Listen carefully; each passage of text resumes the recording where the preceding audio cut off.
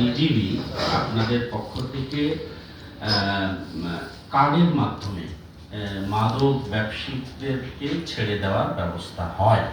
আমি জানি না সত্যি কি মিথ্যা, আমার কথাটা শেষ করতে যাই।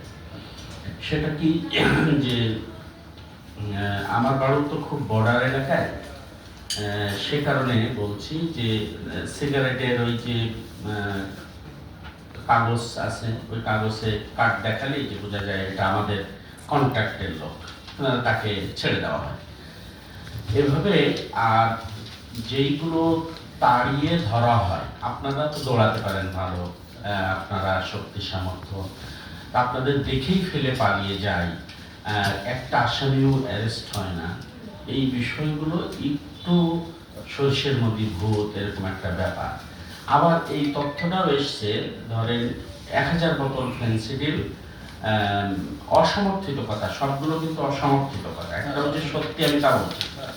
1000 বোতল ফেন্সিডিল আপনি অ্যারেস্ট করলেন, সেখান থেকে 100 বোতল রেখে 900 বোতল ওই সোর্স এবং যারা নিয়ে আসছিল তাদের কাছে আবার বিক্রি করে দিয়েছে।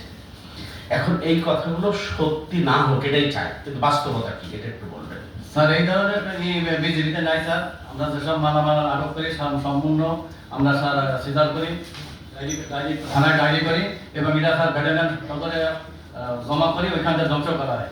এই যে আমরা সেই ইনফরমেশন দিয়েছে স্যার, এটা সম্পূর্ণ ভিত্তি। বিজেপিতে স্যার এই ধরনের কোনো কার্যক্রম আমাদের নাই। বিজেপিতে এই ধরনের কোনো কার্যক্রম করে না এবং করবে, ভবিষ্যতে করবে স্যার, করতে পারে। মানুষ যে স্যার সব ভালো তাও না, সব আমরা 5 সালে আছি স্যার, দেখা যাবে একজন খারাপ হতে পারে, সবাই যে খারাপ তা তো না স্যার, একজন খারাপ হতে পারে স্যার, তাকে আমরা সবসময় গাড়ি রাখি যে ভাইরে বাইরে যাতে এই ধরনের কাজ করে না, দেশের প্রতি জনগণের প্রতি এই ধরনের স্যার আমাদের করে থাকি। তাছাড়া সবাই যে ভালো তা না স্যার, থাকতে পারে স্যার, 2-1 জন খারাপ থাকতে পারে, সেটাকে আমাদের তাকে আমরা সবসময় বেশি রাখি স্যার।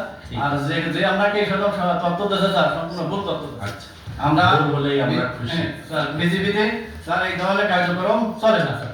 ঠিক আছে, আপনারা খেয়াল রাখবেন এই অঞ্চলের মানুষগুলো আমাদের আত্মীয়, আমাদের স্বজন, আমাদের প্রতিবেশী, এরা নষ্ট হয়ে গেলে আমাদের কষ্ট হবে। আপনাদের যে মহান দায়িত্ব দিয়েছে দেশ, জাতি, সরকার, সেটা আপনারা পালন করেন। জাতি উপকৃত হোক, জাতি সোজা হয়ে দাঁড়াতে শিখুক।